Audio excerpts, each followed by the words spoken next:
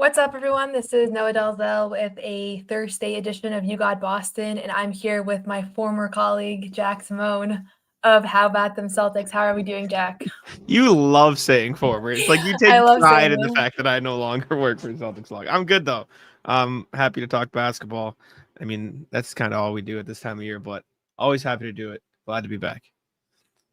Yeah, and also I feel like we didn't talk about this game yesterday because our seats were so far apart on press row. So this can be our first time really kind of breaking down what happened in the rare Celtics loss.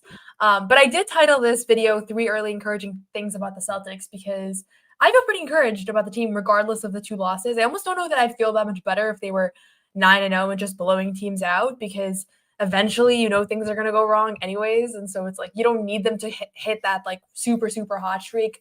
That's my personal spin on things. Maybe it's toxic, but yeah, just figured we'd spend some time today answering questions, seeing what the people want to hear about, and then I was going to share kind of the things that I find most encouraging early on here, and then Jack, curious for your thoughts. And I guess it's a little bit ironic because we're fresh off of maybe the worst loss of the season. How would you compare this one to the Pacers loss? I think it's all relative. Actually, Sam and I, for How About the Celtics, did our video for tomorrow, and it was a lot of like how I don't want to say unlucky, but like you look at the numbers, the Celtics took 20 wide open threes of their 54, as in defenders were 6+ feet away, and they made 5 of them, which is just not like something that the Celtics team usually has to deal with. The offensive rebounds, the bad break. So I think as bad as it was in the first half, and it wasn't great. Like the Warriors played phenomenal defense, and the Celtics didn't adjust well, or as well as you'd like to see them. I still do think they did a better job than what it might have looked like, at least from a numbers perspective. And we know Joe likes to look at that, but I mean, since there were only 2 losses, I actually might say that the Pacers one was slightly worse, just because I think the offensive variation in this one could have made up for it, but the defense in that Pacers game looked really bad, and I think defense being bad is more concerning than offensive variation. But at the end of the day, the Celtics are 7-2. They're on a 64 win pace still, which is exactly what they won last season. So I think worry is probably the sub headline to the encouraging things, which is the literal title. Yeah, I figured we could all use some encouragement. Yeah, I feel like the storyline with the Pacers game, we did, the post game show on that, and I honestly felt like I couldn't even think about the loss because the big takeaway was Neemias Queta and his impact on that game down the stretch, and it felt like a turning point in the amount of trust that Joe Mazzulla was going to have in him, and maybe even just the amount of confidence that he would have in himself. And so, like thinking about that Pacers game, I was like, okay, so the win column is like ultimately not going to matter in the scheme of things, but the fact that we may have just found a real legitimate backup center / maybe even a future, down the road, a starting center, for this team, who knows? That felt like the story, and certainly the fact that, that has continued. It wasn't just a one-off. He had a really pivotal role these last 4 games. So yeah, I think I guess that's kind of a segue to my first encouraging thing, and I think the entire world is excited by Queta. And I was talking about this with Bobby Manning yesterday, but I feel like there's something about him beyond just his impact on the game that just makes him like a crowd favorite, and that has its own kind of secondary impact. Do you feel that as well? Like just at TD Garden Yeah. yesterday, that he has this like just the kinds of plays that he makes. We don't see a ton of those in Boston. Like it just feels like there's another layer to it.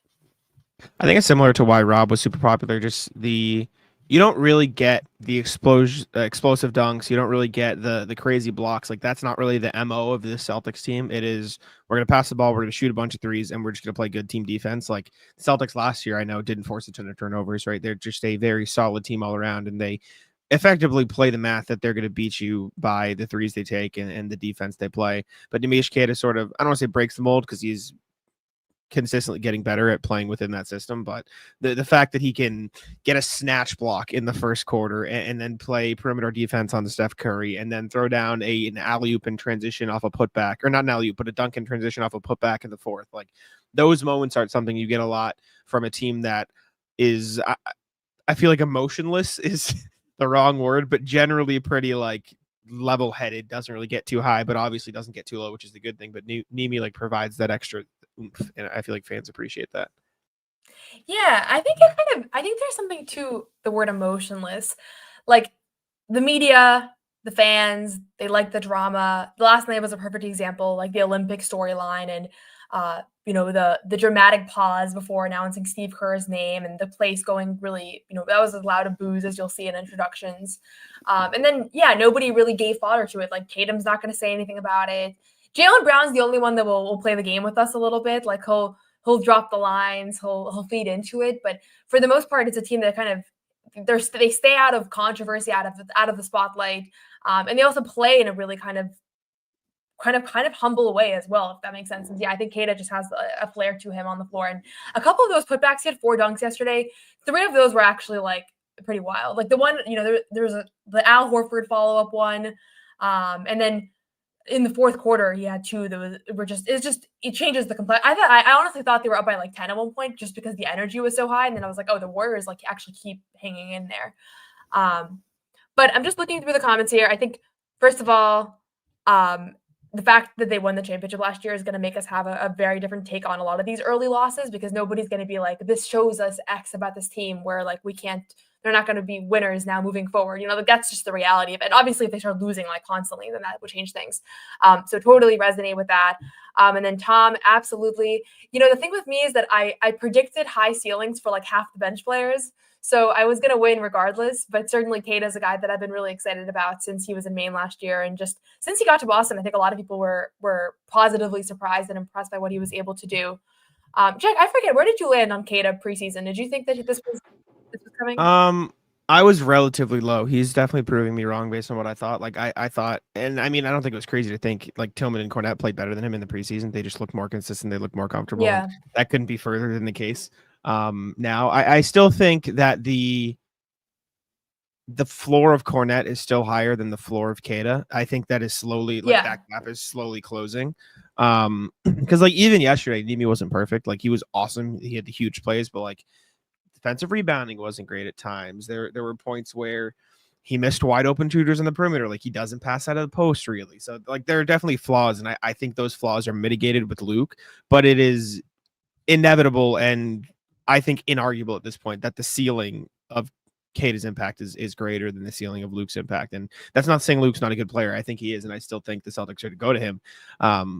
But I was definitely lower on Queta because I was concerned with what we saw in the preseason relative to how he could play with the starters a lot. But he's fit in really well. He's given them nice punches so far. And I think he's one of the – I don't know if he's like a leader in plus minus, excuse me, just because he doesn't have the minutes.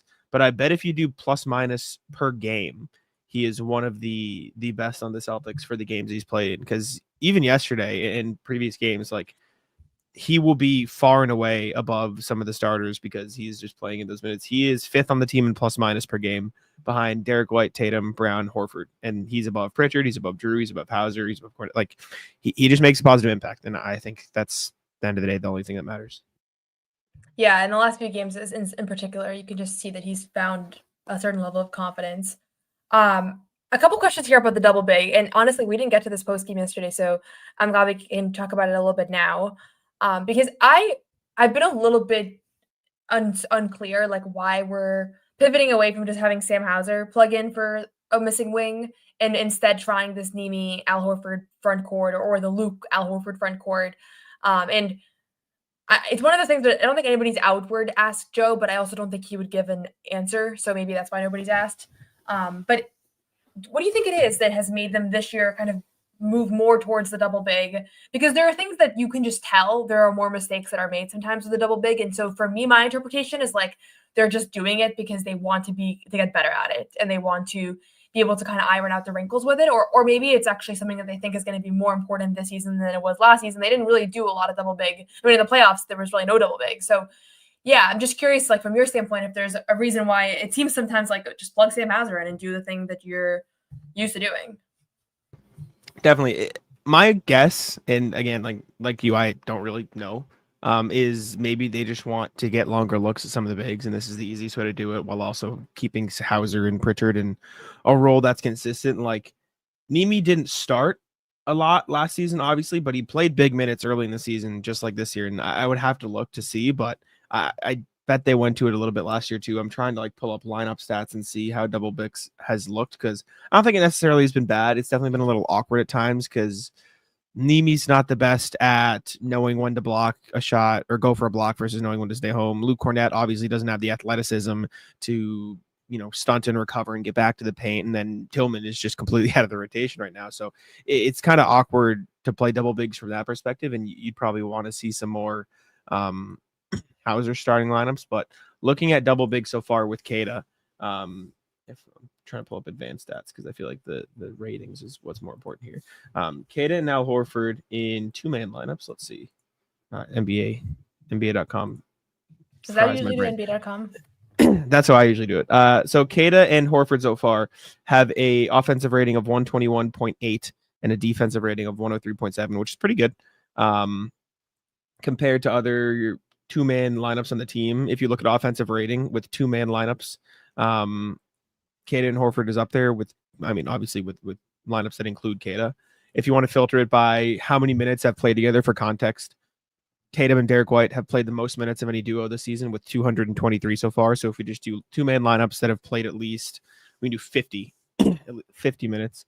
You look at offensive ratings and Queta's up there in a bunch of those. Queta and Derrick White minutes have been really good offensively and really good defensively. Like Queta, Derrick White is up there. Al Horford and Queta isn't awful either. It just seems like they are okay with what it looks like and want a longer look at Queta. I don't really know other than that because, like you said, they didn't do it in the playoffs, and I don't think they'll do it in this playoffs either. But I don't know.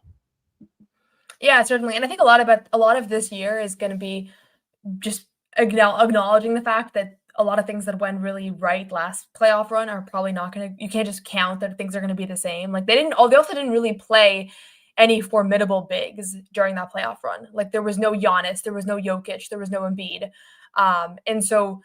Like, not that Al wouldn't have been able to hold up because I think defensively he did hold up quite well, but like it was just that wasn't explored in this past playoff run. So who's to say? But I will say I kind of want to ask Joe about a pregame tomorrow. But is there a chance that I'm going to get a good answer there? I feel like I'm just going to get. I think if you phrase it like, I'm curious, like, what have you liked out of double big so far? Like, why are you running that rather than going with Sam, which is something you ran a lot in the playoffs last That's what year? I want to ask. Yeah, I'll give it a shot. I think that's a fair answer, saying, hey, you didn't really run double bigs in last year's playoffs. We saw it a little last season. Like, why? Like, what do you want to learn from it or anything? Like, I think if you phrase it in a way of like, what do you hope to learn from this? He'll give you something. Yeah. Well, wish me luck. So yeah, and I feel like a lot of people are saying this. A lot of people are saying the Rob Williams comparison. It's inevitable that we're going to go there just because everybody loved Rob Williams. Yeah. There's some some obvious like physical tools that are similar offensively, some similar limitations. I mean, Rob did things like as a help side defender that I don't think we can. I mean, Neemi's not there now. I don't know. Maybe the sky's the limit, but it's a little bit of a reach. But certainly the fact that we're even having those conversations with a guy that came in with a 2-way is one of the early encouraging signs about this season. So I'm going to jump to another thing that I've been encouraged by. But anything, maybe you go first, Jack. Is there anything that stood out to you so far this season? Positive surprises. I would say it's pretty obvious, but what's it called? Peyton Pritchard playing really well. Peyton Pritchard just wasn't even going to be on my list. He's just been great. Also, I remembered vaguely something. Just one final thing on Queta. When he was waived by the Kings, he was waived with Nerlens Noel, and I found it in our Google Doc sheet from last September when Sam and I were recording, and he said people on Twitter saying Celtics should get Nerlens Noel since Blake Griffin's leaving, and I wrote no, I like Neemi better. So there you go. Okay, I remember that in my docs, but no, Pritchard's been a monster. He was on pace. I remember writing it and tweeting it out a few games ago. At one point, I think he's probably slightly fallen off, but he was on pace for 324 threes this season, which Stephen Curry has done 5 times. James Harden has done once, and no other player ever has hit that mark. It was a crazy hot start. Yeah, he's been on another world from behind the arc, and the record for threes in a season off the bench is 218, which was Wayne Ellington in 2017. And Pritchard so far this season through 9 games has made 35 already. So quick maths just to see the pace. If he continues on this pace, he will make 319 threes, which would beat the record by 100, and only 3 people have ever made 300 in a season. Again, he would have to play all 82 games, a lot of context. He would have to continue at this hot streak. It's probably not going to happen. That said, 218 off the bench is a very, very attainable goal for Pritchard. And the fact that he is this hot and being trusted this much by Joe Mazzulla, I think is a really good sign. Yeah, I mean, 16 points a game. Like, no matter how you want to look at it, that's big time. That's not, especially on a team where we know, like, there are a lot of scorers on this team. It's not like he's the number one option right now by any means. He's Certainly, taking the ninth most threes per game in the NBA. Period. No Not like way. off the bench, not any like the ninth most threes. The only players who are taking That's more threes per wild. game than Peyton Pritchard this year: LaMelo, Tatum, Ant, Maxey, Luka, Dame, Derrick White, Jalen Green. He's taking more per game than Trae Young, more than Stephen Curry, more than Jordan Poole, more than Klay Thompson. And then if you look at totals, I assume the number might be similar. He's taken the fourth most total threes in the NBA this season, behind Tatum, LaMelo, and Derrick White. So. Hey, I'm here for it because he's been making them. What is he at? He's at 41%. And I just think that the fact that now teams have to stress about him, like for a while there, he hadn't really commanded like the attention of opposing teams' defenses. And so he was burning them. But I felt like even yesterday, he didn't have the best game yesterday. He struggled a little bit with the shot. I think he finished 3 of 11 from 3. But you could tell the Warriors made him a focal point. Like they were not going to allow him to do the things that he did against the Bucks and the things that he's been kind of doing every other game now. And just that in and of itself, it's like if you're going to have to worry about Pritchard coming off the bench and lighting you up, then it's like who else do you have to, what are you compromising there? Because you're giving something up constantly. We talk about that all the time. And yesterday, that was the best defensive performance I've seen against the Celtics in a really long time. So yes. I love it. I love it so much that I'm almost like I'm letting other people do the talking on Pritchard now because I feel like I was doing it so prematurely that when I talk about him, people just don't even take me for my word anymore. But I don't know if you saw it. Drew Holiday did an interview today, and he said that Pritchard is the hardest player on the team to defend, and that they do a drill in practice. Wow. And that it's Pritchard going full court and everybody takes turns guarding him, and that Drew said he's the hardest player on the team to defend. So it's so funny. Also, Shroom, we are live. Yeah. Just to answer the person who thinks we're pre-recorded right now. But no, dude, watching Pritchard get guarded in like those late game situations with like 5 seconds left is what I can imagine those drills, like the full court drills being like having to know he's quick enough to get by you for a layup. So you can't completely press him. If you don't completely press him, he's going to pull up from the logo and he's going to make it. Like the ability to step back, the ability to go between the legs and shift. He has a side step to his game now. He has a little turnaround, mid-range shot that he's shown off a few times. He can dribble under the hoop like TJ McConnell and then go up on the other side. Like he's incredible. And for what it's worth, teams have attacked him on defense this season too, and he's held up really well. I think the Bucks did it a lot in that one game, and even Giannis was on him a few times. And obviously, he's gonna get back down. He's not gonna be perfect. He's just small. That's just how it's gonna be. But he held his ground enough for the Celtics to send help and/or force a pass and/or force a tough shot. So he is fully earned the trust of everybody, offensively and defensively. And I mean, like I said, he's taking that many shots per game, and on a Celtics team with Jayson Tatum, Derrick White, Drew Holiday, Jaylen Brown, all this stuff per game, Peyton Pritchard is averaging, if I had to guess, the 4th most shots on the team. I don't know that for sure. I'm going to check now, but yeah, the 4th most shots on the team behind Jalen, Tatum, Derrick, and then it's Peyton Pritchard. Like that's insane. That is insane. And obviously like Jalen and Porzingis being back in the mix is going to change things. I still think Hauser needs more touches. Like he took 5 shots last night. Yes. And I used to feel last season that how many shots Hauser was taking was representative of how good the offense was running a lot of times. Like Hauser getting a lot of good looks was a good sign for the team's ball movement in general. And there was a couple of times where they missed him.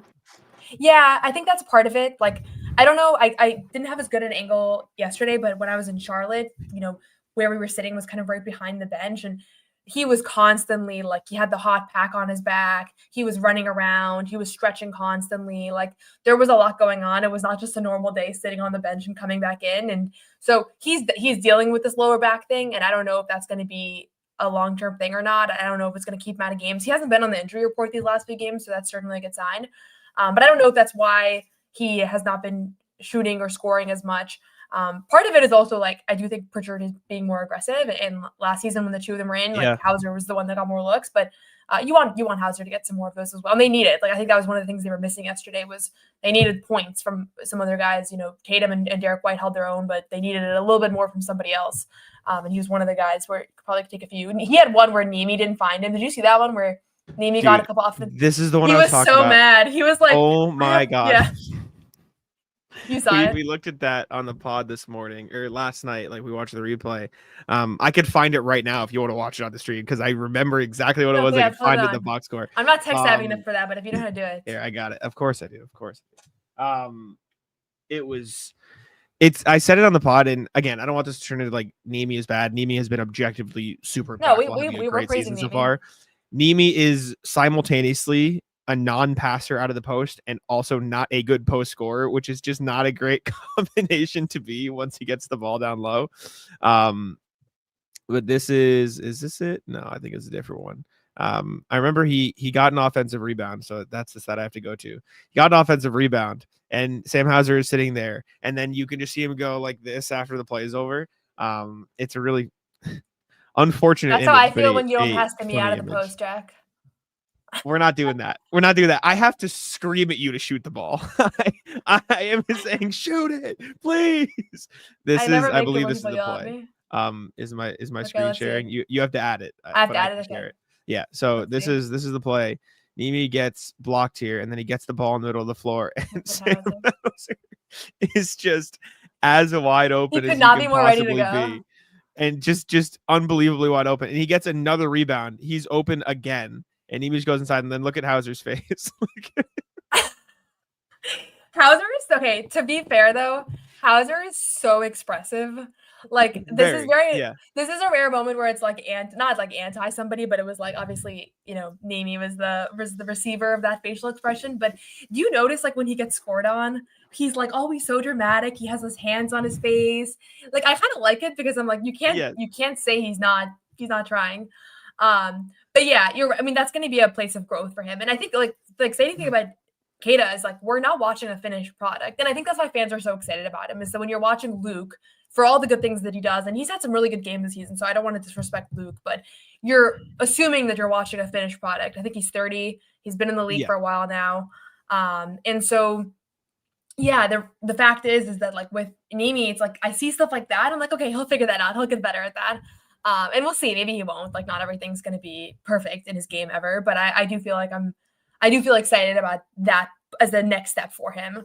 And it's hard. I feel like this happens a lot with these really young, natural athletic bigs is that they get the offensive rebound and it's like they just get so excited. And it is kind of a tough pass. Like you have to, it wasn't like he was right in front of him. He had to turn a little bit and be aware. But yeah, it was a funny play. Okay, so we did Neemi as one of the pluses. We did Peyton Pritchard. I got a question here. I've been pushing this agenda. I actually don't know your take on this, Jack. So let's hear. Do you think Derrick White will make the All-Star game? I have a very strong take here. You can probably guess it, but let's hear yours. Normally I would say no, but the Bucks and the Sixers are really bad right now. So if you cut like those All-Stars out of the picture, because if the Bucks, I mean, Giannis will be an All-Star just because of the popular vote, right? I don't think Dame gets in with the coaches if they are not in the playoff picture. Maybe he does. Embiid will probably get in with the voting. I don't think Maxey will get in if he, they're that far out of the playoff picture. And Maxey's missing a few weeks here. I don't know if you saw that. Yeah, so he'll be out. I do think it gets tough because I think the Cavs are going to have at least 2 All-Stars just from the early returns we've seen. Obviously, it's been 10-ish games, less than 10 games, but whatever. That said, averaging right now 25-4 on one of the only 2 above 500 teams in the East. Right now, if the ballots were cast, yes, I think he'd be an All-Star.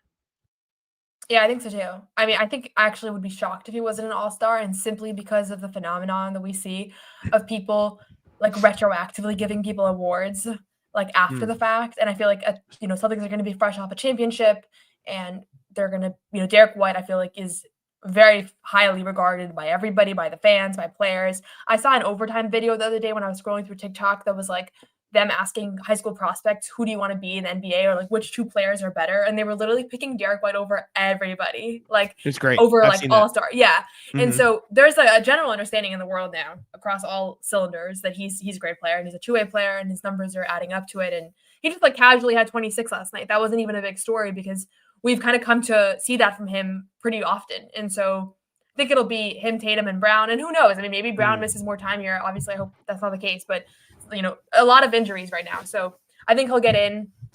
Obviously, it's super early. How many games is it until All-Star voting? Probably like 40? A lot. Yeah, We still 40, got a ways to almost go. 50, almost 50, because It's it's more like than half. the Yeah. pseudo halfway. Yeah. Also, him, Peyton Pritchard, and Jayson Tatum are combining to shoot over 33s a night together. Just the three of them. That is Just three of them. crazy. It's 11.4 for Tatum, 9.6 for Derrick, 9.4 for Peyton. Yeah.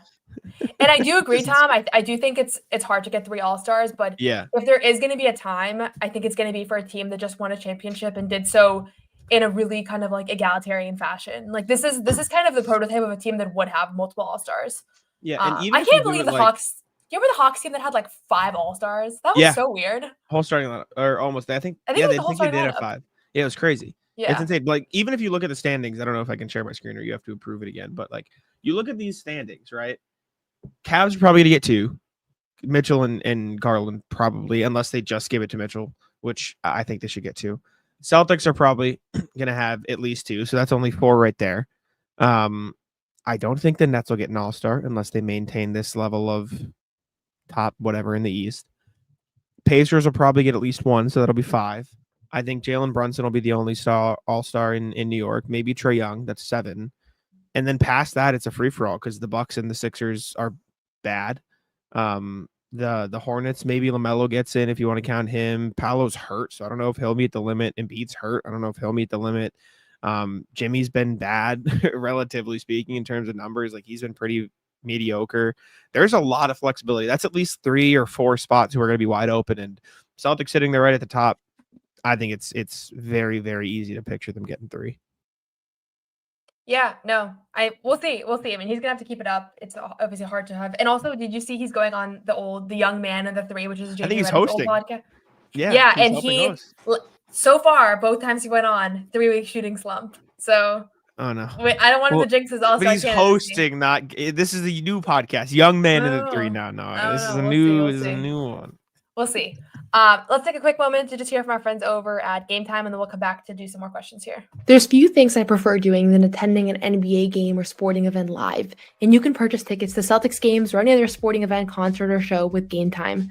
Game Time has a new feature called Game Time Picks that makes getting tickets to see your favorite teams play live even easier. It filters out all the fluff to show you only incredible deals on great seats. You don't have to waste time searching through thousands of tickets. With Game Time, you can actually see the view of the court or stage from the seat that you choose to purchase, and you can buy tickets with just one click. There are lots of cool features. There's a lowest price guarantee, or Game Time will credit you 110% of the difference.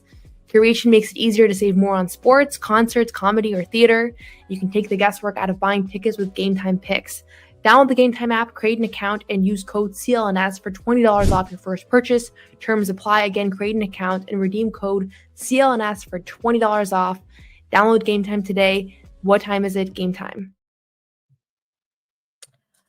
Awesome. Yeah. And I'm seeing here people are resonating with our All-Star take. I would take D-Wade too. And honestly, like, defense is never going to be valued enough when it comes to All-Star. It's just, it never has, it never will. Otherwise, we'd see guys that don't score a lot that are just elite defenders constantly be in the conversation, and that is never the case. Rudy is the exception. Rudy and Draymond are the literal only ones I can think of off the top of my head.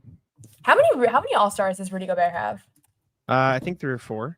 I can double check though. It's so great now that I left my original computer on the plane. This computer is so fast I can look stuff up while I'm on here. 3. He is 3. He has more defensive player of the years than he does All-Stars. Which is an interesting stat. And Draymond, that is actually nuts. Draymond has 4 All-Stars. So that is actually wild. Okay, question here from Adam Smith about Tatum's text, because I actually thought that yesterday that he got a soft tech, and then I was scrolling through Twitter and I saw that you had tweeted that it was like a long time coming. And so I think it was you at least. So I'm curious, what did you see out of him yesterday? I usually can't even see that well to be able to see if someone's arguing. All I saw, he did this to the refs like 3-4 times. And if you do it enough, you're just going to get a tech for doing that. Like, if you complain, if you scream, if you emote enough and then hit him with basically screw you with like the wave off, you're going to get one. He was complaining. He always complains. It is what it is. Like, I think you got to come to accept that that's what Tatum does. For what it's worth, I do think he still doesn't get an amazing whistle. I also think it's partly his fault for I don't think he shies away from contact, but the way he like contorts himself around the rim to try to finish doesn't embrace it as much as a guy like Giannis or LeBron or stuff like that. But I just saw him waving off the ref a few more times than he probably should have.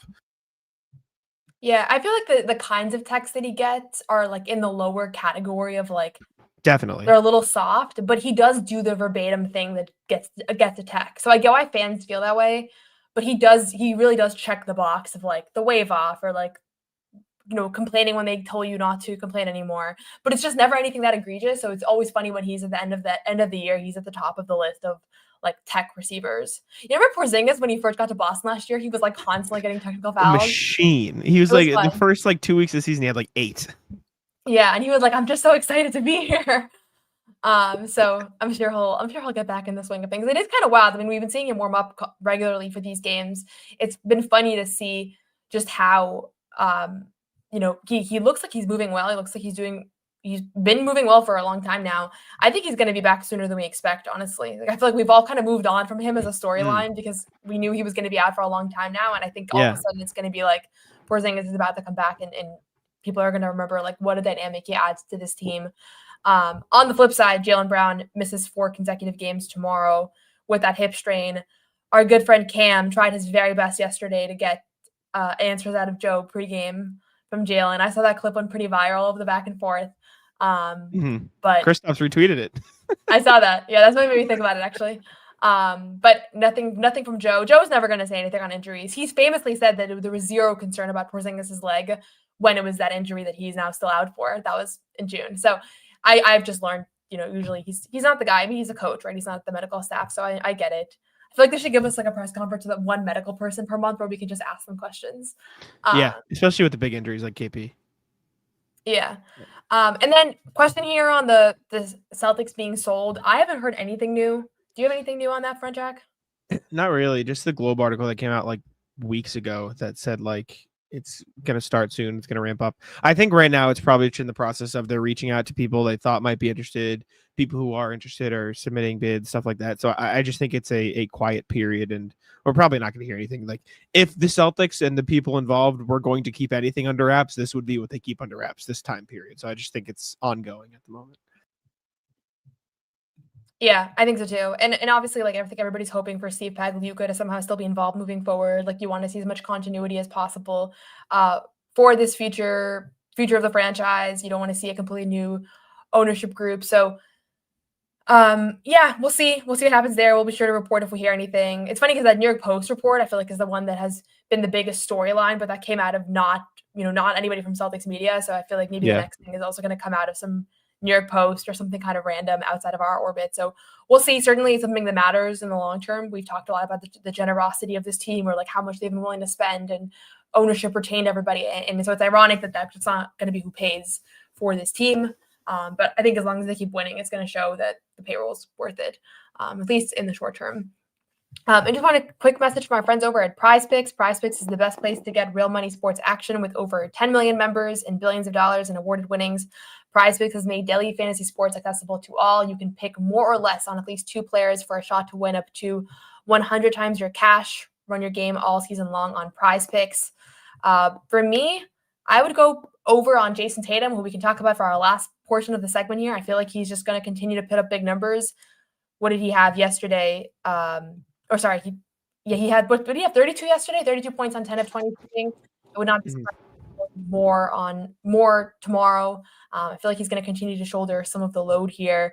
So you can sign up today, get $50 instantly when you play $5. You don't even need to win to receive the $50 bonus. It's guaranteed. And Prize Picks also offers all sorts of weekly promotions. So download the app and use code CLNS to get $50 instantly after you play your first $5 lineup. So it's download the app today and use code CLNS to get $50 instantly after you play your first $5 lineup. Prize Picks, run your game. Okay, we got one more new question here. How will Brizzy get his ring? Svi gets his ring in March when the Jazz play the Celtics. I don't know. Do you know? I assume they're just going to give it to him away from the public eye. Like, yeah, I think it'll just be a little handoff. Charles Lee got it last weekend. Charles Lee got it in Charlotte the day before their first game of the back-to-back. So Brissett's probably going to have something like that. It was a little bit of a bummer. Probably do a video. He'll probably do a video on it. For sure. I would guess, but I don't know. Okay. Well, I could ask around because I do recognize this question was asked previously in this chat, and I think I said I would ask last time. So we'll see what we can gather on that. If nothing else, O'Shea Brissett's still doing the vlogs, so you could always leave a comment on his YouTube as well and ask him because he's pretty interactive over there. But I thought it would have been cool if he could have been in ring night just because like he could have been, but I understand how that would have been a little bit of a weird situation. So we'll see. Last thing I want to talk about is just Jayson Tatum. I think overall he's had a really good start to the season. Some really good shooting games opening night versus Atlanta. He was on one. Last night he was efficient from threes in particular. What has been your just general take on him this season through 9 games here? Do you feel like he's where you expect him to be, better, worse? Where's kind of the biggest area you'd like to see him improve, or just where he's at? I mean, I think he's been really good. I think he is playing a similar level to what he has in the past. I think he is taking more threes for sure. Definitely ramped up his 3-point volume, but the percentage is down a little bit. But I think people have to accept the reality that he is just a streaky shooter, and that's probably not going to change, regardless of if the mechanics look better, which I do think they look better. I think every once in a while you see him slip into that pull up. I still think he takes maybe a few too many dribble. I'm going to pull up. I'm going to force my shot here. But I mean, I brought up the stat. I know Bobby Kravitsky tweeted it too. Like Tatum had 14 potential assists against the Warriors, and he had 2 assists on the game. So sometimes that part of his game won't be accentuated as much by the box score. Joe does not like the fact that potential assists are not in the box score. He makes that very clear to us. So I think Tatum does a good job of working out of double teams, and for all of the, what's the word? For all of the bad shots, for all of the misreads, all that stuff, this dude is seeing more double teams than a lot of players in the NBA. You saw the Warriors do it last night. You saw the Pistons do it at times. You saw the Pacers do it. Like, they'll just double team him, and they'll live with the result of whatever happens after that. Because for as great as Derrick White, Peyton Pritchard, Drew Holiday, Jaylen Brown are, these teams are more scared of what Jayson Tatum would do to them. Still wish he could work in the post a little bit more. Still wish he could get to the basket, stuff like that. But it is what it is. And also, for what it's worth, he's averaging 4.8 assists and 2.7 turnovers, which isn't like incredible. It's not amazing, but you look at other guys around the league. Anthony Edwards, 3 assists, 3 turnovers. LaMelo Ball, 6 assists, 5 turnovers, right? Like, even Luka is 8 and 3, which is slightly better because the assist numbers are up, but he's just a real solid player. So no complaints. Yeah, and I saw he's been very efficient at home in particular. Through 3 home games, he's shooting 48% from 3. So, and that's been true for him last year as well. I think his splits were better at home. He loves blowing the kiss. He loves the Garden crowd. I do want to highlight Ben here has a comment about how he threw some weird passes last night. The one thing I'll say about potential assists is that sometimes I feel like, when Joe's talking about like, okay, I wish there were potential assists, like sometimes your pass is part of why the shot didn't go in, Definitely. And so for sure. Yeah, and we used to joke about like, like sometimes I would see Sam Hauser, practicing the drill where he's getting really bad passes, and I'd be like, these kind of look like the passes that like Jaylen Brown is throwing him when he's like really trapped driving to the basket and things. And so like the actual accuracy of the pass, he sometimes plays a big part in things. And he also has had some ones where he's just finding Jordan Walsh like perfectly, and Jordan just hasn't hit or whatever else it is. And I think the bigs have gotten some tough passes just across the board. There were some Bosch alley-oops. They'll get better. There's some new connections being formed there. So we'll see. But yeah, I think across, generally speaking, you have to be happy with his performance. He had a couple of defensive like slip-ups yesterday. The Buddy Hield one was pretty bad when I rewatched it. I didn't realize how egregious it was at the time, or he really just fell asleep. But it's part of the game. It happens. We've seen everybody do that at various points. Even Derrick White the other day, didn't really close out on Siakam enough, going in, down the stretch there. He had that 3. Jaylen Brown certainly has had his moments of getting backdoor cut or losing his guy. So, yeah, I think you have to be happy with his. I mean, at the end of the day, he's the 3rd leading scorer in the league right now, 30.2 points per game. And he certainly benefited from some of the absences here, but he's been able to step up to the plate. So, will be fun to continue to watch him. Jack, anything you want to plug before we wrap up here? Anything you're working on? Watch the podcast Celtics. Make sure you can find my written work at Harvard Houdini. And yeah, that's about it. Thanks for having me on again. Oh yeah, we still haven't played. I know that people want to see some 1v1 I get this highlight. every pregame. I get this question every pregame. We got to schedule it. Yeah, every time. Okay. Cam was asking the Well, other I had night. my Our finger pregame thing show for was a while. asking. I don't know if you remember. So, Of course, yeah, I'm sure. we'll do it soon. We'll do it soon. We Now that need I'm back cameras in. though. We shook on it. I'm only doing I it if there's know. cameras there. But Only right if now, there's my cameras. reputation is. I like my reputation right now. It's like there's that I one clip don't. of me getting a rebound over you. I don't really want to Yeah, mess with it. there will be a camera there. I'll bring it myself. Okay. Okay, thanks everyone. We'll have more this weekend. We'll have post game tomorrow on CLNS. Subscribe to You Got Boston if you're not already. Subscribe to How About Them Celtics if you want Jack's pregame and post game coverage as well. And we'll have a Garden Report post game show after Brooklyn Nets live from the Garden tomorrow. So thanks everyone. Have a good rest of your evening, and we'll catch you next time.